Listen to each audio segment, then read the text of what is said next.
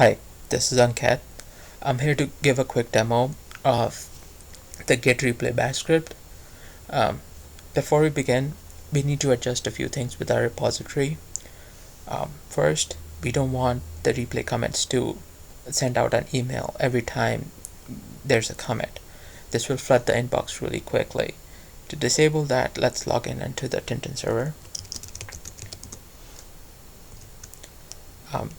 For demo purpose, I'm going to use Sonar Test as the repository I replay into. So let's access that.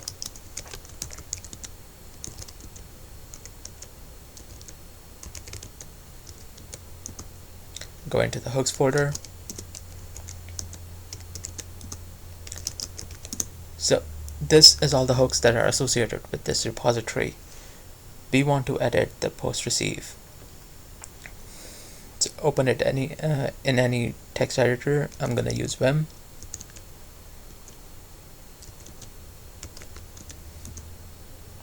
Here you can see there's two script calls inside the hook. The first one is the commit email, and the second one is the bamboo build. So since we do want the bamboo to build each of our replayed commits, we only need to comment out the first one. This can be done by adding a simple hash in front of the call. And once you're done, just save and exit. Next, we need to adjust bamboo for this repository. So log in with admin access, go to the repository that you want to replay into, and configure plan. Here you want to turn off the notifications for every build, again, so that every time the build is complete, it doesn't flood the emailing list. So simply delete that. Next, since we're using SonarQube to analyze each replayed commit, we don't want the existing repository workspace to be overwritten. So we give it a unique project name and project key. For AND, you can just use the target parameter and add two more parameters to it next to deploy all. The project key, I've given it Sonar Replay, and the project name. And once you're done, just click save. If you're using Maven instead of AND,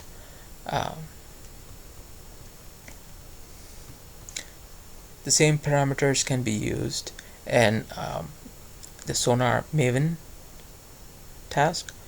Sonar Maven 3. All you have to do is add it into the additional parameters column and then save and exit.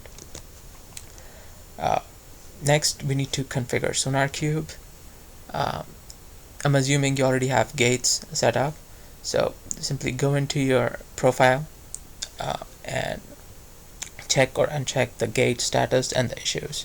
If you don't want a detailed analysis, just uncheck the new issues, and you'll get the overall view of whenever the gate was broken in the replay. But if you do want a detailed analysis, go ahead and check the new issues. It will tell you whenever an issue was created, and save changes. Now we're ready to use the script. So go to your folder where the script is located. For me, this is the replay workspace. Now the script right now only has read and write access. What you want to do is give it executable access. You can do this by using chmod +x script name, or chmod 755 script name. Now it has executable access. Now before we call the script, there's two more things that you need to do. You need to make sure that the repo replay git variable has a valid git SSH to the repository you're replaying into, which is Sonar Test in this case, and the delay variable. So again, open it in any text editor. I'm using Vim.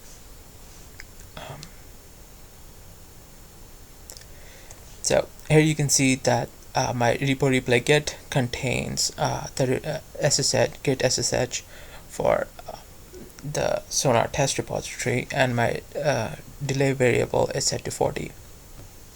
So please make sure that the repo replay git SSH is to a repository that's either empty or useless, because it will be overwritten with replayed commits. The 40 value of the delay represents 40 seconds.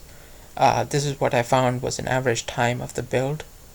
You can set it from 0 to any number, but I would advise against a too small or too big number, because for too small numbers, Bamboo will cluster commits into one build, which is not something you want to do. And for a large value, it will take forever for each commit to go through. Once you're done, save and exit. Now we're ready to call the script. The script takes an argument of the get SSH of the repository that you want to be replayed into Sonar test.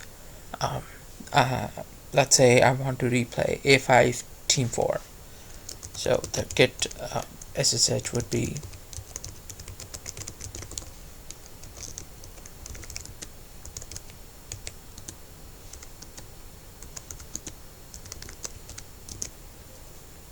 Notice that there's no .get at the end. This is because we're inside the server, and it's not this is the syntax for get SSH here. So the script starts off with resetting the Sonar test with an empty local repository, and forces an update with a temporary file so that there's no conflicts or files to be overwritten. Now you have a menu. The first one lets you commit, go to the next commit one at a time. The second one lets you put in a number and jump commit consecutive commits as they come along. And the third one lets you commit replay the rest of the commits in one go. And the fourth one is to exit when you're done with the script. So let's start off with the first one.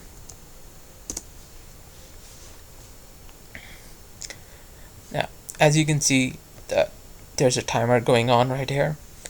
This is the delay that we set in the script. It's waiting for Bamboo to finish building. In the beginning, since the commits are really small and basically contain nothing, the build time will be really quick, like it's already done, and we still have a couple of seconds left. But as the week progresses and the assignment gets heavier, the builds will take longer. That's why it's been set to 40. This can be increased if you think that the builds are being clustered into one commit, one build. Let's try out the next option. Let's say I want to replay a large number of commits. Right now it's telling me that there's 88 commits left. So if I try to commit, say, 90, it will tell me that I cannot replay more than the commits that are remaining. So let's commit, say, next 3. So it went ahead, took the next commit, and it's replaying it into the repository.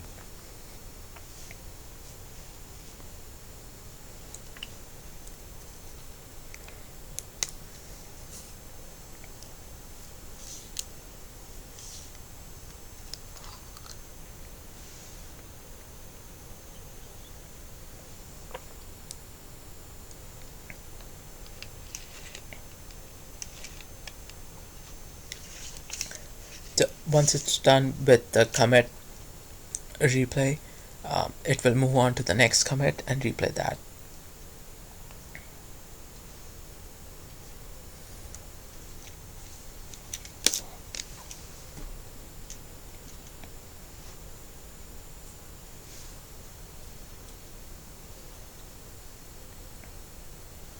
As you can see, it's only taking like 15 seconds to build the current commits, but like I said, as the week progresses, the code that Bamboo is building is gonna increase in size. It's gonna require more tests, so it will take longer.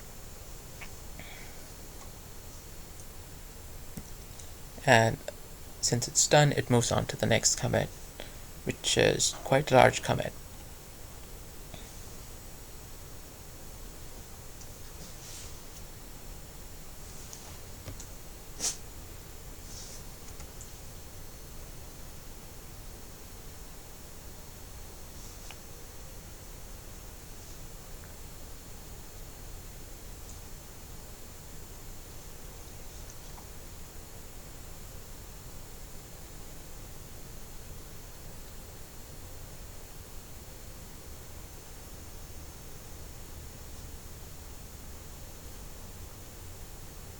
Now we're back to the menu, and the remaining commits have decreased by 3 because we replayed 3 of them.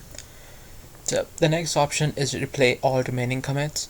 Of course, I can replay one at a time, and like 2, 3, 4, 10, 20, any n number of commits at a time. But if you want just the repository to be replayed entirely, you can just use third option.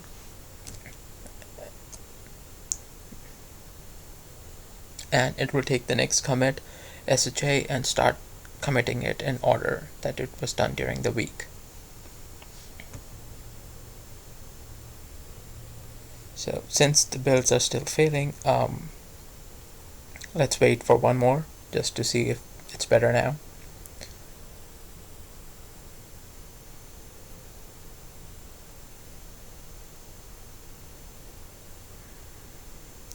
This is something that can be observed during the replay, that this is the point where the builds were all failing and somebody did something to fix them. And that's something that might be interesting to watch what changed. So since the build has passed, we can go ahead and see how SonarQube is doing at this point, since there's only 78 and 77 commits left. Let's